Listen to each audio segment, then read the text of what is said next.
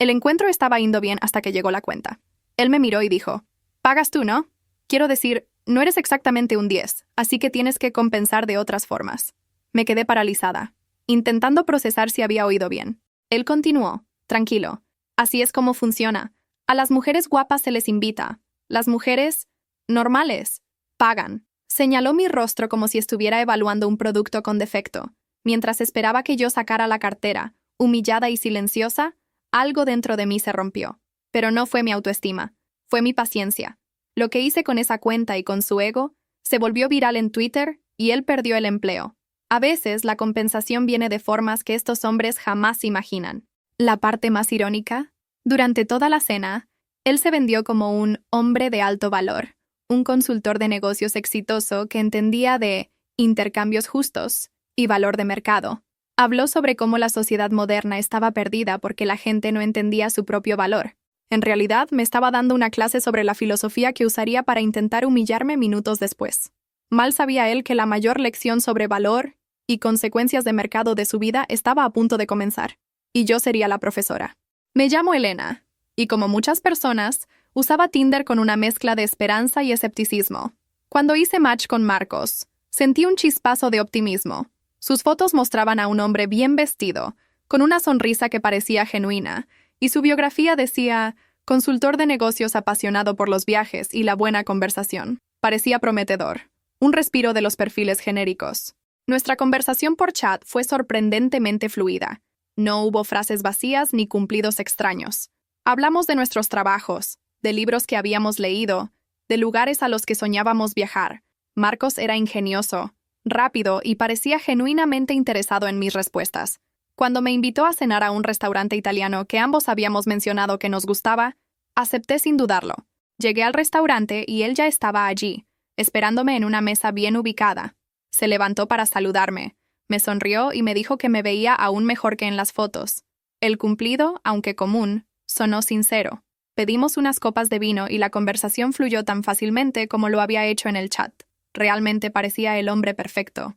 Durante la primera hora, Marcos fue el epítome del encanto. Me contó historias fascinantes sobre sus viajes de trabajo a Asia. Me preguntó sobre mis ambiciones profesionales y escuchó atentamente cada palabra que dije. No miró su teléfono ni una sola vez. Sus ojos estaban fijos en mí. Por un momento, me permití pensar. Finalmente, un hombre normal. Un hombre decente. Pagó las primeras bebidas que tomamos en la barra mientras esperábamos la mesa, un gesto que en ese momento me pareció caballeroso y considerado. Habló de la importancia del respeto mutuo y de cómo valoraba la inteligencia en una mujer por encima de todo. Cada palabra que salía de su boca parecía reforzar la imagen del hombre ideal que ya me había hecho en la cabeza. Estaba tan relajada, tan cómoda en su presencia, que bajé por completo la guardia. Me reí de sus chistes, compartí anécdotas personales y me sentí completamente a gusto. La química parecía innegable. La comida estaba deliciosa. El vino era exquisito y la compañía era, hasta ese momento, impecable. Estaba convencida de que esta sería la primera de muchas citas. Antes de seguirnos con la historia, por favor, si te gustan las historias sobre justicia y cómo las personas arrogantes reciben lo que merecen, suscríbete al canal. Así no te perderás ninguna de mis narraciones. Deja también tu like y comenta desde qué ciudad y país me estás viendo ahora mismo. Tu apoyo es fundamental para seguir creando contenido. La cena terminó entre risas y promesas veladas de un futuro encuentro. Nos saltamos el postre, pero pedimos un último café. La atmósfera seguía siendo cálida y prometedora. Yo ya estaba pensando en qué ropa me pondría para nuestra segunda cita. Marcos seguía sonriendo, pero al mirar atrás, ahora veo que algo en su mirada ya había empezado a cambiar, a enfriarse. Con un gesto sutil, Marcos llamó al camarero y pidió la cuenta. El joven llegó a nuestra mesa y colocó discretamente la pequeña carpeta de cuero negro en el centro. Fue en ese preciso instante que la magia se desvaneció. La sonrisa de Marcos se tensó, convirtiéndose en una mueca extraña, casi un rictus. Su lenguaje corporal cambió por completo. Se reclinó en su silla con aire de superioridad. Miró la carpeta, luego me miró a mí, y con un movimiento lento y deliberado, la empujó hacia mi lado de la mesa. Al principio no entendí. Pensé que quizás estaba bromeando, o esperando que yo ofreciera pagar mi parte, algo que siempre estoy dispuesta a hacer. Pero la expresión de su rostro no era de broma. Era fría, calculadora, casi cruel. Y entonces pronunció las palabras que lo cambiarían todo. «¿Pagas tú, no?», dijo, con un tono de voz que daba por sentada mi respuesta. Me quedé en silencio, confundida, Y fue entonces cuando añadió la frase que se me quedaría grabada a fuego. Quiero decir, no eres exactamente un 10, así que tienes que compensar de otras formas. El aire se me escapó de los pulmones. Parpadeé un par de veces, segura de que lo había oído mal, pero él continuó, impasible. Así es como funciona. A las mujeres guapas se les invita. Las mujeres normales pagan. Dijo la palabra normales, con un desprecio tan palpable que sentí una bofetada invisible. Me sentí expuesta, juzgada y humillada. Su transformación fue tan abrupta y total que me dejó sin palabras. El hombre encantador, inteligente y respetuoso de hacía apenas unos minutos había desaparecido por completo. En su lugar había un extraño con una mirada gélida, un monstruo que me estaba tasando como si fuera un objeto en un mercado, y que acababa de declararme defectuosa. Apuntó con un dedo hacia mi cara, un gesto despectivo y degradante. Es una simple transacción, un intercambio de valor. Yo ofrezco mi estatus, mi tiempo, mi compañía. Una mujer hermosa ofrece su belleza. Tú ofreces pagar la cena. Lo dijo con la calma de un profesor explicando una teoría económica, lo que lo hizo aún más horrible. Mientras yo procesaba el shock, él se cruzó de brazos, esperando. Su postura era la de alguien que ha ganado una discusión antes incluso de empezarla. Esperaba que yo, avergonzada y sumisa, sacara mi tarjeta de crédito y pagara en silencio para poner fin a esa situación tan incómoda. Creía tener todo el poder en ese momento. Pero en medio de la humillación, una llama se encendió dentro de mí. No era tristeza ni vergüenza. Era una rabia fría y cristalina. En ese momento, supe que no iba a llorar. No iba a discutir. Iba a hacer algo mucho más efectivo. La máscara de Marcos había caído. Pero la mía, la de la mujer tranquila, apenas me la estaba poniendo. La velada perfecta se había convertido en una trampa, y yo estaba en el centro de ella. Él creía que me había acorralado, que su veredicto sobre mi apariencia me había desarmado, pero lo que no sabía era que, con sus propias palabras, acababa de darme el arma más poderosa que podría haber imaginado para destruirlo por completo. Me quedé en silencio por lo que parecieron varios minutos, aunque probablemente fueron solo unos segundos. Mi mente, que se había quedado en blanco por el shock inicial, empezó a funcionar a una velocidad vertiginosa. Cada fibra de mi ser quería gritarle, lanzarle el vino a la cara o simplemente levantarme e irme. Pero una voz más fría y calculadora en mi interior me detuvo. Marcos interpretó mi silencio como una victoria. Una pequeña sonrisa de suficiencia se dibujó en sus labios. Seguramente pensaba que estaba al borde de las lágrimas, que su dosis de realidad me había destrozado la autoestima y que ahora yo era masilla en sus manos. Podía ver el desprecio en sus ojos, la forma en que me miraba como si fuera algo insignificante. Esa arrogancia fue su primer error. Mientras él se regodeaba en su supuesto poder, mi cerebro ya estaba trazando un plan. La humillación inicial se estaba transformando en una determinación gélida. Entendí que una reacción emocional era exactamente lo que él esperaba. Quería verme vulnerable. Quería que yo validara su retorcida visión del mundo. No iba a darle esa satisfacción. Recordé cada palabra que había dicho durante la cena sobre ser un hombre de alto valor y entender el valor de mercado. Era su propia filosofía, su Biblia personal. Y en ese momento decidí que iba a usar su propio libro de reglas en su contra. No iba a huir de la situación. Iba a tomar el control absoluto de ella. Respiré hondo, manteniendo mi expresión lo más neutra posible. No mostré ni ira ni tristeza, solo una calma inquietante. Él frunció el ceño ligeramente, desconcertado por mi falta de reacción. La dinámica de poder que él había intentado establecer con tanta agresividad estaba empezando a tambalearse, y ni siquiera se daba cuenta de por qué. Pensé en las consecuencias. Levantarme e irme solo le dejaría la historia a él para contarla, probablemente pintándome como una loca o una exagerada. Discutir con él en medio del restaurante solo crearía una escena en la que ambos pareceríamos culpables. Ninguna de esas opciones me servía. Necesitaba algo más. Necesitaba pruebas irrefutables de su carácter. Mi silencio no era una señal de debilidad, sino el preludio de un ataque calculado. Estaba dejando que su ego se inflara, que se sintiera completamente seguro en su posición. Estaba observando cada uno de sus gestos, memorizando cada una de sus palabras, preparándome para el siguiente movimiento. El juego había cambiado, y él ni siquiera sabía que estábamos jugando. Él se impacientó un poco. ¿Y bien? No tenemos toda la noche. La gente como yo tiene cosas importantes que hacer. Su tono era condescendiente, como si me estuviera haciendo un favor al seguir sentado allí. Esa frase fue la gota que colmó el vaso. Toda duda que pudiera tener sobre lo que iba a hacer se desvaneció por completo. Mi cerebro funcionaba como un ordenador, procesando todas las variables. Necesitaba que él se incriminara a sí mismo. Necesitaba que su propia arrogancia fuera su perdición. En lugar de defenderme, iba a animarle a que se explicara más, a que se hundiera más en su propio fango misógino. Iba a darle la soga para que él mismo se ahorcara. Finalmente, después de ese largo y tenso silencio, levanté la vista de la cuenta, lo miré directamente a los ojos y asentí lentamente. Mi calma lo descolocó por completo. Él esperaba lágrimas, gritos o una sumisión avergonzada. No estaba preparado para lo que venía a continuación, y esa era mi mayor ventaja estratégica en ese momento. Rompí el silencio con una voz sorprendentemente firme y serena. «Tienes razón», dije, mirándolo fijamente. Su expresión cambió de la impaciencia a una ligera confusión. No esperaba que estuviera de acuerdo con él. «Claro, yo pago.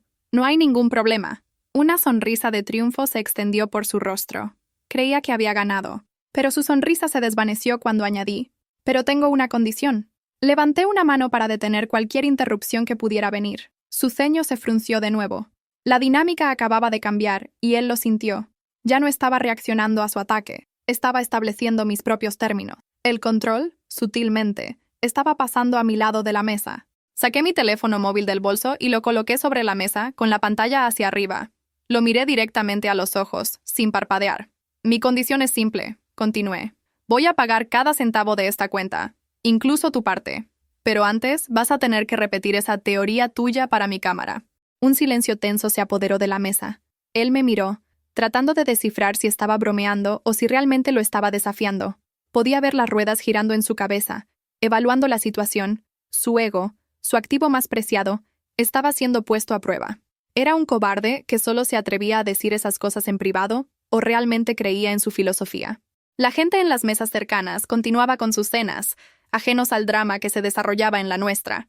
Para ellos, solo éramos una pareja más. Pero para mí, ese momento se sentía como una escena de una película de suspense. Todo dependía de su respuesta. Estaba apostando todo a una carta. Su arrogancia sería más fuerte que su sentido común. Apoyé los codos en la mesa, inclinándome ligeramente hacia él. «Piénsalo, Marcos», le dije en un tono casi amistoso.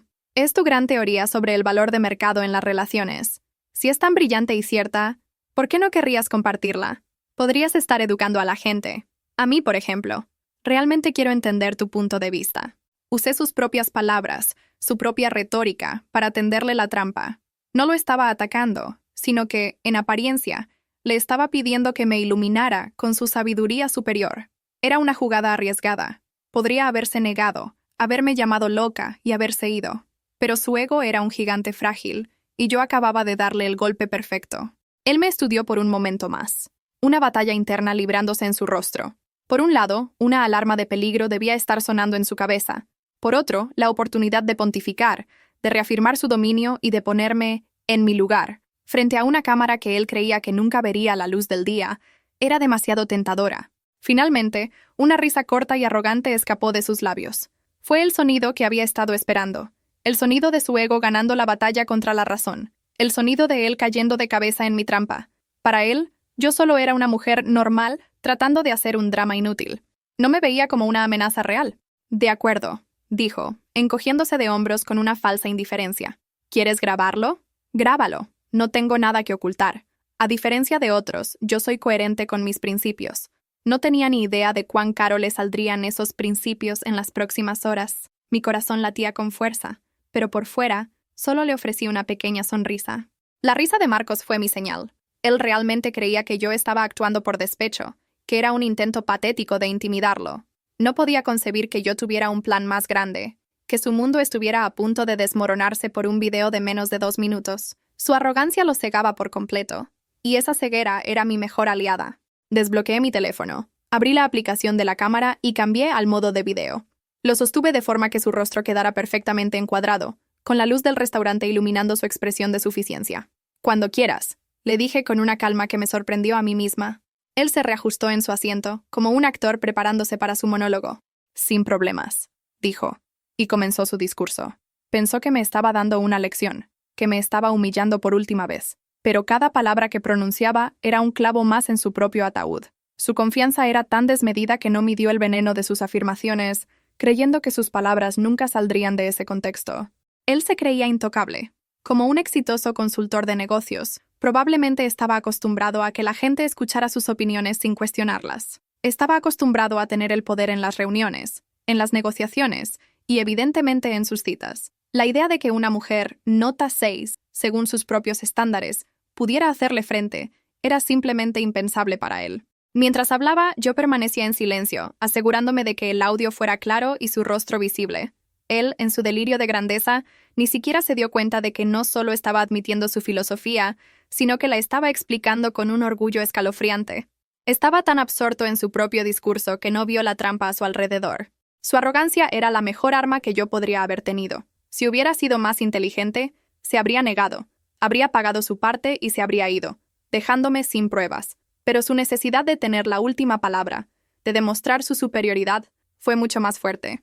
Quería que yo supiera y entendiera por qué él me consideraba inferior. Él pensaba que el video era mi farol. Quizás creía que lo publicaría en mi pequeño círculo de amigos, donde no tendría ningún impacto. No podía imaginar el poder de las redes sociales, la rapidez con la que una historia como esta podía incendiarse y alcanzar a las personas adecuadas, como, por ejemplo, sus jefes o sus clientes. Su ego le susurraba que estaba en control, que estaba dominando la situación. Incluso parecía disfrutar de la actuación, gesticulando para enfatizar sus puntos, como si estuviera en una conferencia de negocios. Creía que estaba cerrando el trato, que yo pagaría la cuenta y me iría con la cola entre las piernas, con su lección aprendida. Cada segundo que pasaba, él se hundía más. No fui yo quien lo destruyó. Él se destruyó a sí mismo, palabra por palabra, con una sonrisa en el rostro. Su arrogancia fue la gasolina, y yo solo estaba sosteniendo el fósforo, esperando el momento adecuado para encender la llama que consumiría su mundo de privilegios y desprecio. Terminó su perorata con una mirada de suficiencia, como si acabara de resolver una compleja ecuación matemática. ¿Satisfecha?, preguntó. Ahora, si no te importa, la cuenta. No tenía ni la más remota idea de la tormenta que estaba a punto de desatarse sobre su cabeza. Su ego había firmado un cheque que su realidad no podría pagar. Pulsé el botón rojo en la pantalla de mi teléfono para detener la grabación. Tenía un video de 1 minuto y 47 segundos. 1 minuto y 47 segundos de puro veneno misógino, explicado con una claridad y un orgullo escalofriantes. Guardé el archivo en una carpeta segura, sintiendo el peso de lo que acababa de capturar. Él no solo había repetido su frase inicial, como le había dado vía libre, dobló la apuesta. Explicó con todo lujo de detalles su sistema de puntuación para mujeres, del 1 al 10. Dijo que las 9 y 10 merecían cenas, viajes y regalos, porque su belleza era un activo valioso que mejoraba su estatus social. Luego, con una frialdad clínica, me clasificó. Tú, por ejemplo, Elena, eres una 6 sólida, quizá un 7 con buena iluminación. No tienes nada de qué avergonzarte. Eres promedio. Pero las mujeres promedio tienen que entender su lugar en el mercado. No aportan el mismo valor estético, así que deben compensar con otras cosas. Pagando, siendo más complacientes, ese tipo de cosas. Continuó su horrible monólogo explicando por qué las mujeres como yo deberíamos estar agradecidas de que un hombre de alto valor como él nos dedicara su tiempo. Yo podría estar con una modelo ahora mismo, dijo con una total falta de ironía, pero he decidido darte una oportunidad. Lo mínimo que puedes hacer es mostrar tu gratitud cubriendo los gastos. La grabación era oro puro. No había ambigüedad. No había forma de sacarlo de contexto. Era él, en sus propias palabras, exponiendo una visión del mundo tan podrida que resultaba casi caricaturesca. Mientras hablaba, me aseguré de que el nombre del restaurante fuera visible en el fondo en un par de tomas, para dar credibilidad a la escena. Su rostro estaba perfectamente enfocado, su voz era nítida. Cada matiz de su arrogancia, cada sonrisa condescendiente, cada gesto de superioridad, todo había quedado inmortalizado en ese archivo digital. Era la prueba irrefutable, no solo de un comentario desafortunado, sino de una ideología profundamente ofensiva y discriminatoria. Cuando terminó de hablar, se quedó mirándome, esperando mi reacción. Esperaba que yo guardara el teléfono, derrotada, y sacara la cartera. Por un momento, creo que incluso se sintió orgulloso de sí mismo, como si hubiera defendido con éxito una tesis doctoral. No entendía que no acababa de ganar un debate, acababa de confesar un crimen de carácter. Perfecto, dije, guardando mi teléfono en el bolso. Mi voz era tranquila. ¿Eso es todo? Él asintió, visiblemente satisfecho. Sí, eso es todo. Ahora, sobre la cuenta, parecía ansioso por terminar la transacción y marcharse, probablemente para alardear con sus amigos de cómo había puesto en su sitio a una feminista. La prueba estaba en mi poder. Ya no era mi palabra contra la suya. Era su propia cara y su propia voz, condenándose a sí mismo ante el tribunal de la opinión pública que estaba a punto de convocar. Él me había dado el arma y las municiones. Todo lo que yo tenía que hacer era apretar el gatillo. Saqué mi cartera, pero no para pagar la cuenta completa como él esperaba. El siguiente paso de mi plan estaba a punto de ejecutarse, y él no lo vería venir. Había grabado el crimen, y ahora era el momento de empezar a administrar la justicia, comenzando allí mismo, en ese restaurante. La noche estaba lejos de terminar para Marcos.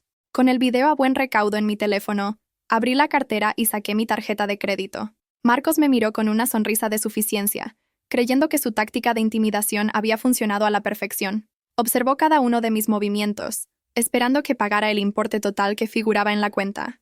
Su ego estaba por las nubes. Miré el total, hice un cálculo mental rápido y le indiqué al camarero que se acercara. «Por favor, cóbreme solo la mitad», le dije en voz baja pero firme, entregándole mi tarjeta. La sonrisa de Marcos se borró al instante. Su rostro se contrajo en una mueca de incredulidad y furia. «¿Qué crees que estás haciendo?», siseó. «Estoy compensando», respondí con calma, mirándolo directamente a los ojos. «Estoy pagando exactamente por lo que consumí. Ni un centavo más, ni un centavo menos. Un intercambio justo, ¿no crees?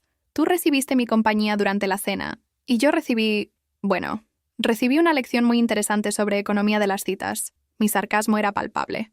El camarero, ajeno a la tensión, procesó mi pago y me devolvió la tarjeta con mi recibo. Marcos estaba lívido. «Teníamos un acuerdo. Dijiste que pagarías todo si grababas», protestó, empezando a levantar la voz.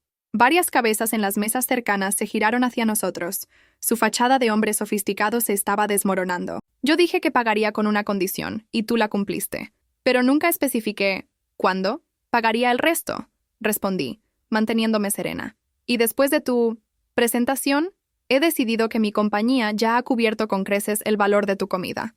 Ahora te toca a ti pagar tu parte. O puedes explicárselo al gerente». Viendo que no iba a ceder y que él se negaba a sacar su cartera, hice un gesto al gerente del restaurante, que ya nos observaba con preocupación desde la distancia. El hombre, de mediana edad y con un traje impecable, se acercó a nuestra mesa. «¿Hay algún problema aquí, señores?», preguntó con profesionalidad. «Sí, lo hay», intervino Marcos inmediatamente. «Esta mujer se niega a pagar la cuenta completa después de haber acordado hacerlo. Intentaba pintarme como la problemática, la que estaba incumpliendo un pacto. Pero yo tenía mi as en la manga, o más bien, en mi bolso. Era el momento de mostrar una pequeña parte de mis cartas». «Disculpe, señor», le dije al gerente, ignorando a Marcos. «Mi acompañante se niega a pagar su parte de la cena porque, según su filosofía personal, yo debería cubrir sus gastos como compensación por mi aspecto físico». El gerente me miró con una mezcla de confusión y asombro, claramente sin saber qué pensar de una afirmación tan extraña. Saqué mi teléfono y le mostré los primeros 10 segundos del video que acababa de grabar.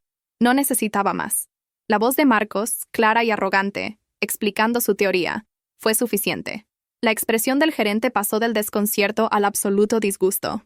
Miró a Marcos con una nueva luz, una de total desaprobación. «Señor», dijo el gerente dirigiéndose a Marcos con un tono glacial, «le sugiero que pague su parte de la cuenta inmediatamente, o me veré obligado a llamar a las autoridades». Me levanté de la mesa, recogí mi bolso y me dirigí a la salida. «Gracias por la velada, Marcos», dije por encima del hombro. «Ha sido inolvidable». Lo dejé allí, humillado, para que se enfrentara a las consecuencias inmediatas. Salí del restaurante y respiré el aire fresco de la noche. La adrenalina todavía corría por mis venas, una mezcla de ira, vindicación y un poco de miedo. Había ganado la batalla en el restaurante, pero sabía que la guerra real estaba a punto de comenzar. Tomé un taxi a casa y durante todo el trayecto, mi mente estuvo trabajando en el siguiente paso. Llegué a mi apartamento, me serví un vaso de agua y me senté frente a mi ordenador. No iba a dejar que la historia muriera allí. Lo que Marcos había hecho no era solo un mal comportamiento en una cita, era un síntoma de una podredumbre mucho más profunda, una mentalidad que merecía ser expuesta a la luz del día. Abrí mi cuenta de Twitter. Tenía un número modesto de seguidores, principalmente amigos y colegas, pero sabía que no necesitaba ser una influencer para que una historia así se hiciera viral. Solo necesitaba la combinación correcta de evidencia y una narrativa potente. Y yo tenía ambas cosas en abundancia.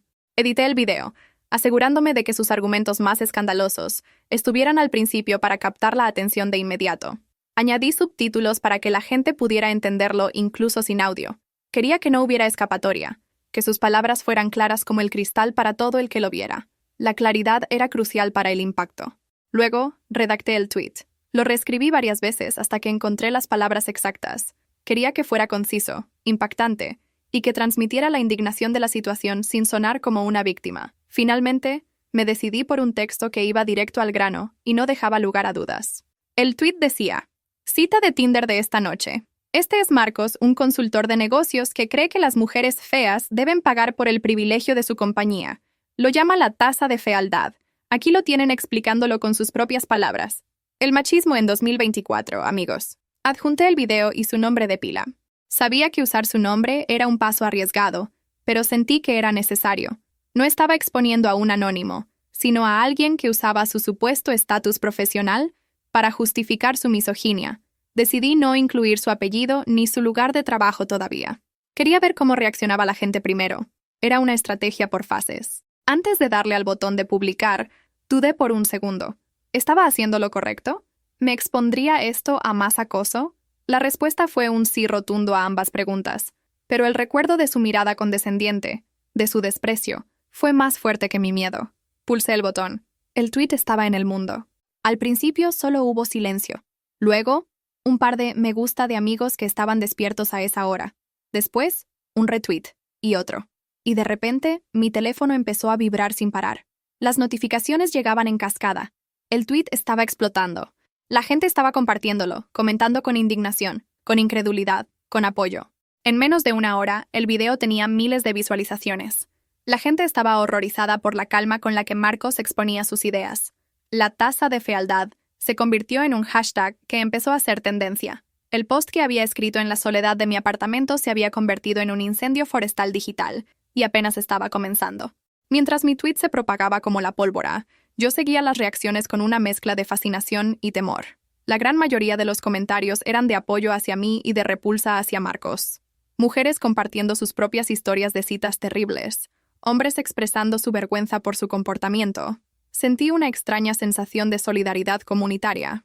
No pasó mucho tiempo antes de que él se diera cuenta de lo que estaba sucediendo. Supongo que algún amigo le envió el enlace o lo vio él mismo. Alrededor de las 2 de la mañana recibí una notificación. Marcos había creado una cuenta de Twitter, aparentemente solo para responderme. Su primer tweet fue un ataque directo. Esta mujer, Elena, es una mentirosa y está desquiciada, escribió. Tuvo un ataque de histeria porque le pedí que pagara su parte y ahora está editando videos para difamarme. No se crean nada de lo que dice esta feminazi resentida. Intentó desacreditarme, usar los insultos más manidos del manual del misógino para pintarme como la loca. Fue un error garrafal. Su respuesta, en lugar de calmar las aguas, añadió más leña al fuego. La gente no le creyó. El video era demasiado claro, su tono demasiado genuino. Sus insultos solo sirvieron para confirmar el tipo de persona que era. ¿Así que tu defensa es llamarla loca? ¡Qué original!, respondió un usuario, en un tuit que consiguió cientos de me gusta. Pero la cosa no acabó ahí. Poco después, un par de sus amigos se unieron a la refriega, defendiéndolo. Empezaron a responder a la gente que me apoyaba, llamándolos simples y mantenidos. Uno de ellos incluso publicó una foto mía de mi perfil de Instagram, con un comentario despectivo sobre mi apariencia, intentando probar el punto de Marcos. Esta táctica fue aún más desastrosa. Solo consiguieron enterrarlo más hondo. La gente empezó a hacer capturas de pantalla de los comentarios de sus amigos, añadiéndolos al hilo original como prueba del entorno tóxico en el que se movía. El problema ya no era solo Marcos, sino toda una cultura de misoginia que sus amigos estaban exhibiendo con orgullo. Yo, por mi parte, decidí no entrar en una guerra de insultos. Mi respuesta fue simple y letal. Hice una captura de pantalla de su tweet llamándome loca y mentirosa, y la publiqué con una sola frase.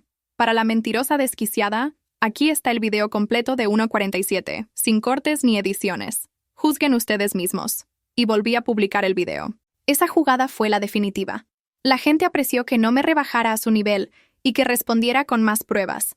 La narrativa de mujer loca y vengativa que él intentó construir se derrumbó por completo.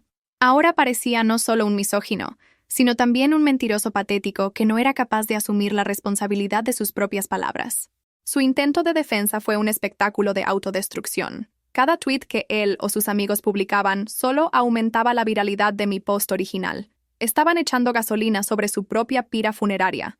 Me di cuenta de que no necesitaba hacer mucho más. Solo tenía que sentarme y ver cómo su propia arrogancia continuaba haciendo el trabajo por mí. La noche avanzaba y el escándalo crecía. Él, frustrado y superado por la situación, empezó a borrar sus tweets y los de sus amigos, pero era demasiado tarde. En Internet, nada se borra realmente. Cientos de personas ya habían hecho capturas de pantalla. El intento de controlar los daños solo había creado más pruebas de su culpabilidad y cobardía. La viralidad de un tweet tiene fases.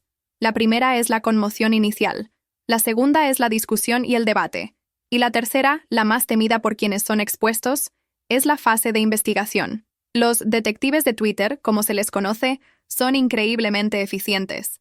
Y esa noche, pusieron su mirada sobre Marcos. A pesar de que yo solo había usado su nombre de pila, no les tomó mucho tiempo conectar los puntos.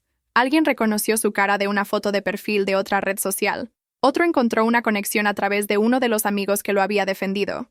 Usando estas pistas, dieron con su perfil completo de LinkedIn. Y lo que encontraron fue la pieza que faltaba para que la historia explotara a un nivel corporativo. Marcos no era un consultor de negocios cualquiera que trabajaba por su cuenta.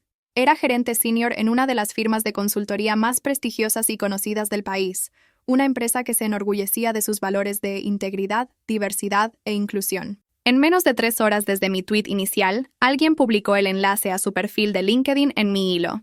Para los que preguntan, este es el hombre de alto valor. Trabaja en nombre de la empresa. El tweet se viralizó casi tan rápido como el original. La caja de Pandora se había abierto por completo. A partir de ese momento, la conversación cambió de un debate sobre el machismo en las citas a un escrutinio directo sobre la empresa para la que trabajaba. La gente empezó a etiquetar la cuenta oficial de la compañía en Twitter, en LinkedIn, en Instagram. ¿Este es el tipo de gerentes que ustedes contratan?, preguntaba un usuario. ¿Estos son sus valores de inclusión?, preguntaba otro. La ironía era brutal. Un hombre que basaba el valor de las personas en una escala superficial trabajaba para una corporación que vendía una imagen de progreso y respeto. La hipocresía era tan flagrante que la gente no la dejó pasar. El caso de Marcos se convirtió en un caso de estudio en tiempo real sobre la responsabilidad corporativa. Vi cómo sucedía todo desde la pantalla de mi portátil, con una sensación de vértigo. Mi intención original había sido exponer su comportamiento, avergonzarlo públicamente. Nunca imaginé que escalaría hasta este punto, que su vida profesional estaría en juego de una manera tan rápida y masiva. Era un monstruo que había cobrado vida propia. Los detectives de Internet no se detuvieron ahí. Encontraron artículos en los que había sido citado como experto, seminarios web que había impartido sobre liderazgo ético y publicaciones en el blog de su empresa sobre la importancia de la cultura corporativa. Cada hallazgo se añadía al hilo, pintando un cuadro cada vez más damning de su hipocresía. Me di cuenta de que el poder de la multitud, cuando se canaliza, es una fuerza imparable. Yo solo había proporcionado la chispa, pero la comunidad online había construido la hoguera. Marcos se había convertido en el villano de Internet de esa noche, y su prestigioso empleo era ahora el centro de atención de miles de personas indignadas. Antes de que amaneciera, el nombre de su empresa ya era trending topic en mi país, justo al lado del hashtag Chaki tasa de fealdad.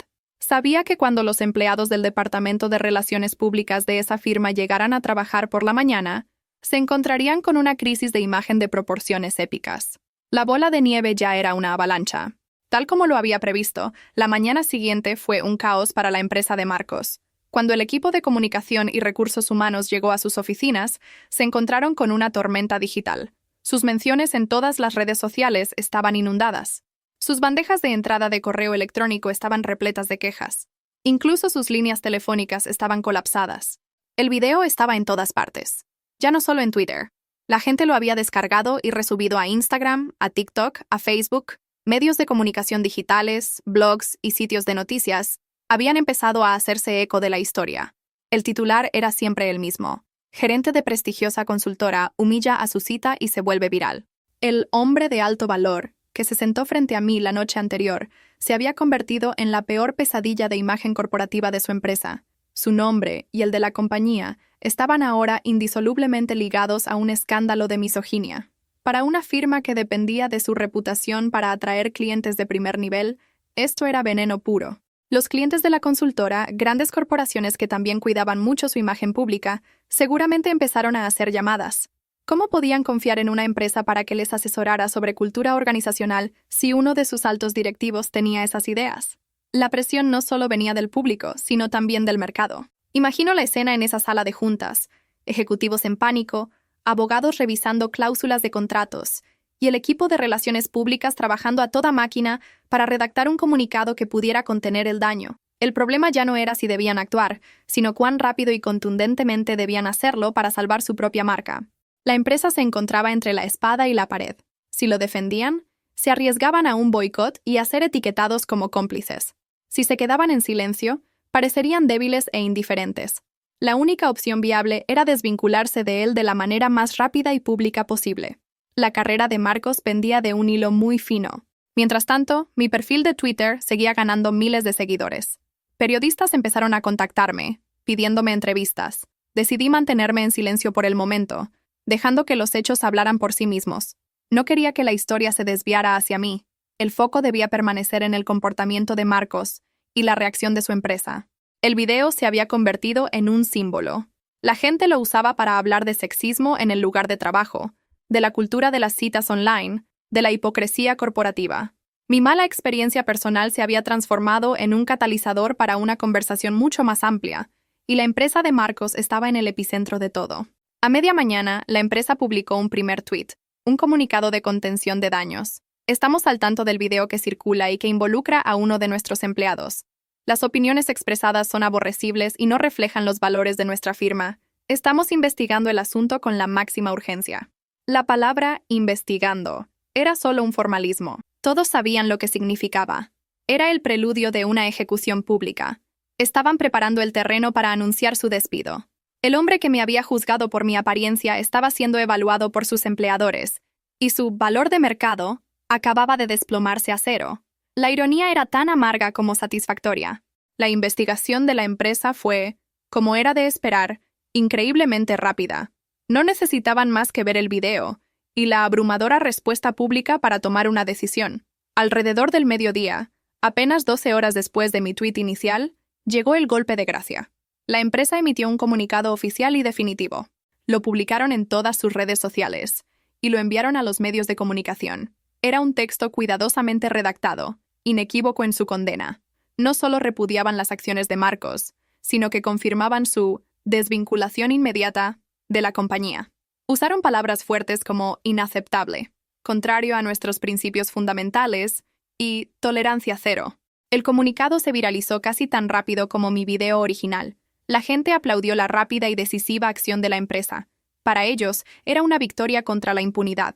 Para la empresa, era una cirugía de emergencia para extirpar un tumor cancerígeno antes de que hiciera metástasis y destruyera toda su reputación. Pero lo que hizo que este paso fuera aún más devastador para Marcos fue que alguien, probablemente un empleado descontento de la propia empresa, filtró el correo electrónico interno que anunciaba su despido a toda la plantilla.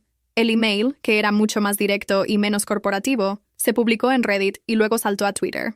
El correo interno no solo confirmaba su despido por conducta grave que daña la reputación de la firma, sino que también anunciaba una revisión obligatoria de las políticas de conducta y talleres de sensibilidad para todo el personal. En efecto, Marcos se había convertido en el ejemplo de lo que no se debía hacer, un caso de estudio para toda su antigua empresa. La humillación para él debió de ser total. No solo había perdido su prestigioso trabajo y su elevado salario, sino que su caída en desgracia se había convertido en un espectáculo público, comentado y celebrado por miles de extraños. El hombre de alto valor había sido despojado de su estatus, su principal fuente de identidad y arrogancia. Miré el comunicado oficial y el email filtrado, y no sentí una alegría exultante. Sentí una extraña sensación de justicia sombría. Esto ya no se trataba solo de una venganza personal. Se había convertido en una consecuencia lógica y necesaria para sus acciones. Había jugado un juego estúpido y había ganado un premio estúpido. El mundo que él había construido, basado en juicios superficiales y un sentido inflado de su propia importancia, se había derrumbado como un castillo de naipes. Su filosofía de valor de mercado se le había vuelto en contra de la manera más espectacular posible. El mercado había hablado, y lo había declarado a él sin valor. Pensé que ese sería el final de la historia. Un final duro, pero justo. Un misógino había sido expuesto y había enfrentado consecuencias profesionales.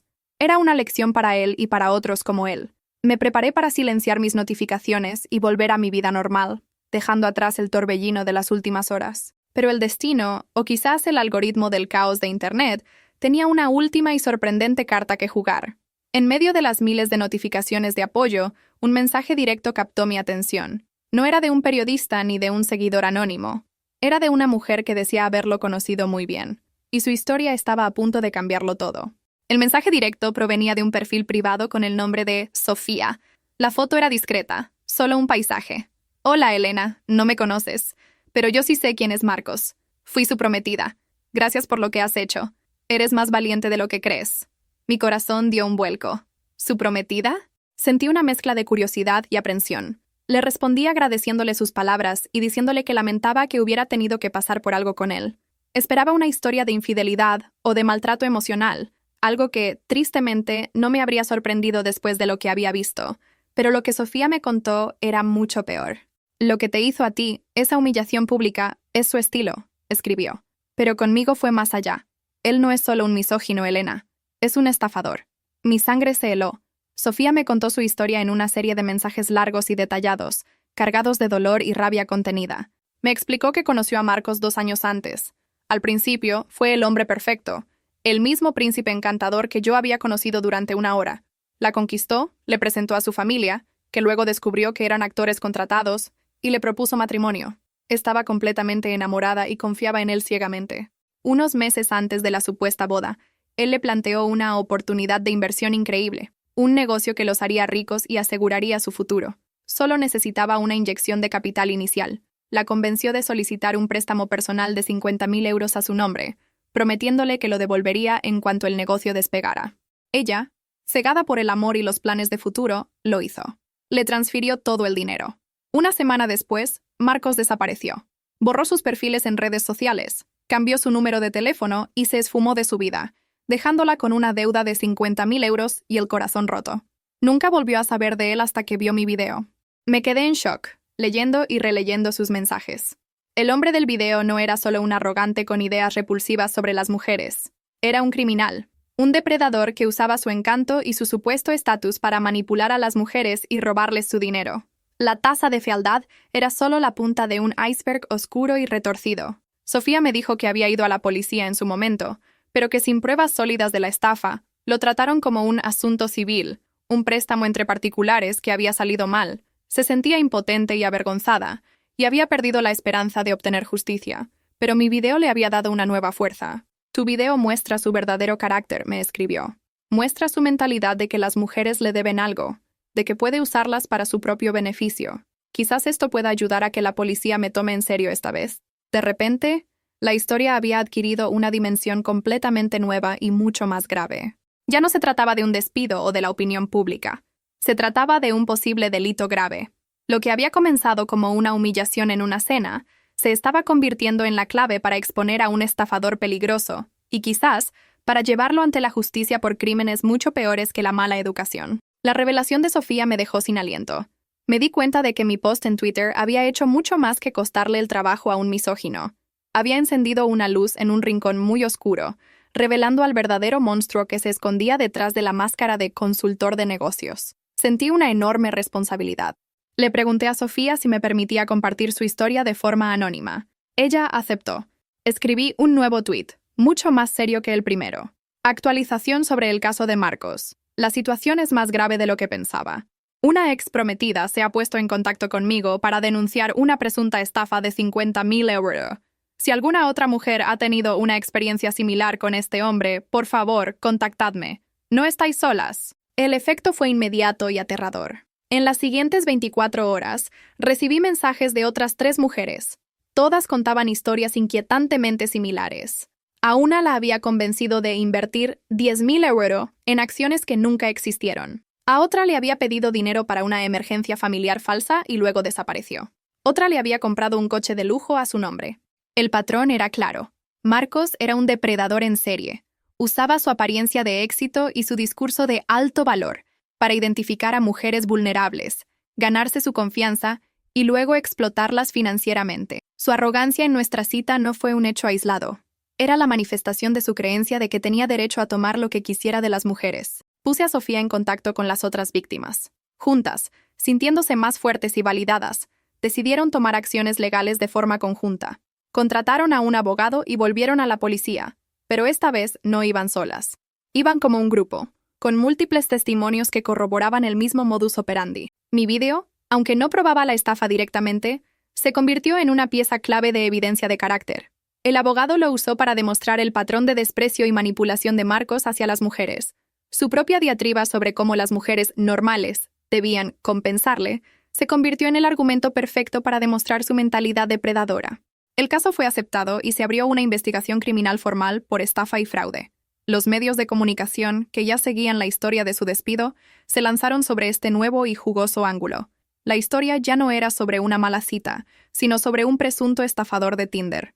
La verdadera compensación no fue que perdiera su trabajo, fue ver a estas mujeres unirse, encontrar la fuerza en la experiencia compartida y luchar por la justicia que se les había negado. Mi humillación personal se había transformado, de forma inesperada, en el catalizador que podría llevar a un criminal ante la justicia. Él quería que yo pagara una tasa de fealdad por una cena. Al final, el precio que él tuvo que empezar a pagar fue mucho más alto. Su arrogancia, su creencia de que podía tratar a las personas como objetos sin valor, le costó su carrera, su reputación y, finalmente, lo enfrentó a la posibilidad muy real de perder su libertad. A veces, la justicia no es inmediata ni directa. A veces comienza con un pequeño acto de desafío, con un teléfono que graba en un restaurante. A veces, la compensación que uno exige al mundo se le devuelve de formas que nunca podría haber imaginado. Y la cuenta final es mucho más cara de lo que jamás pensó. Al final, esta historia nunca fue realmente sobre quién paga la cuenta en una cita. Fue sobre el peligro de la arrogancia, sobre la profunda falta de respeto escondida detrás de una fachada de éxito y, sobre todo, sobre el error fatal de subestimar a la mujer que tienes sentada enfrente. Marcos quería que yo compensara por no cumplir con sus estándares irreales de belleza. Irónicamente, mi verdadera compensación fue asegurarme de que el mundo entero supiera qué clase de cero era él en realidad. Él creía que estaba evaluando mi valor, pero en el proceso solo reveló la absoluta falta del suyo. Gracias por haberme acompañado hasta el final de esta historia tan intensa. Demuestra que un pequeño acto de valentía puede tener consecuencias enormes. Ahora quiero saber tu opinión. ¿Qué habrían hecho ustedes en mi lugar? ¿Cuál fue la peor cita que han tenido? Déjenmelo saber en los comentarios. Me encantará leer sus historias. Si aún no lo has hecho, te invito a suscribirte al canal y activar la campanita para no perderte ninguna historia como esta, donde la justicia, a veces, encuentra caminos inesperados. Tu like también me ayuda muchísimo a que el video llegue a más personas que puedan necesitar escuchar este mensaje de empoderamiento.